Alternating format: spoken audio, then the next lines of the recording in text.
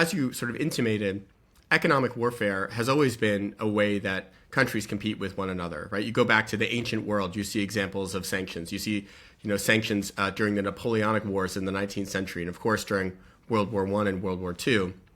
But to understand what changed, I think it's important to look at what sanctions look like right in the 1990s, on the brink of this new era.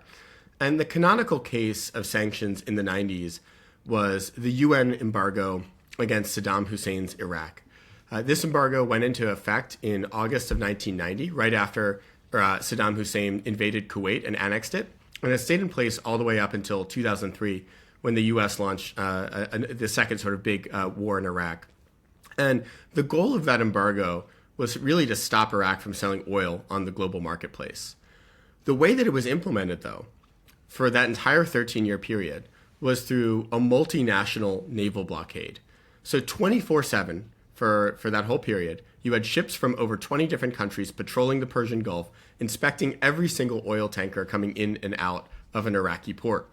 And that's what economic warfare really looked like for most of human history. It was just another offshoot of military force. You needed navies to enforce it, or if it was a land blockade, you needed armies for a siege, for instance.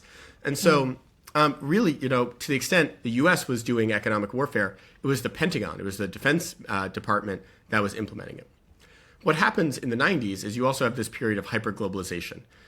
Cold War ends, China, Russia, other countries that had been sort of on the periphery of the global economy enter the dollar-based financial system. They enter transnational supply chains.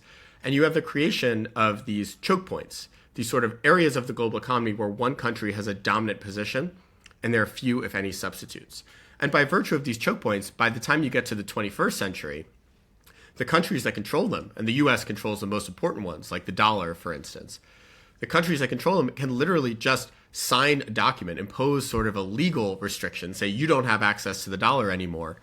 And that imposes just as much harm as a naval blockade used to in the 1990s. And so I think from the standpoint of foreign policy, it's very important because the threshold for deploying hard-hitting economic warfare has gone substantially down, because no longer do presidents need to put troops in harm's way to do economic pressure. But the impacts have simultaneously gone up.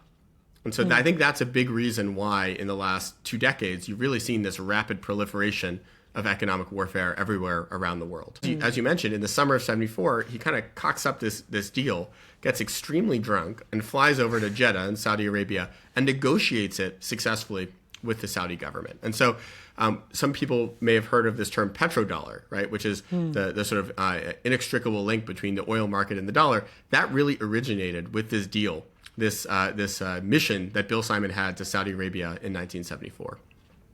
Yeah, he put his liver on the line to It's make a good it way happen. to put it. Yes. So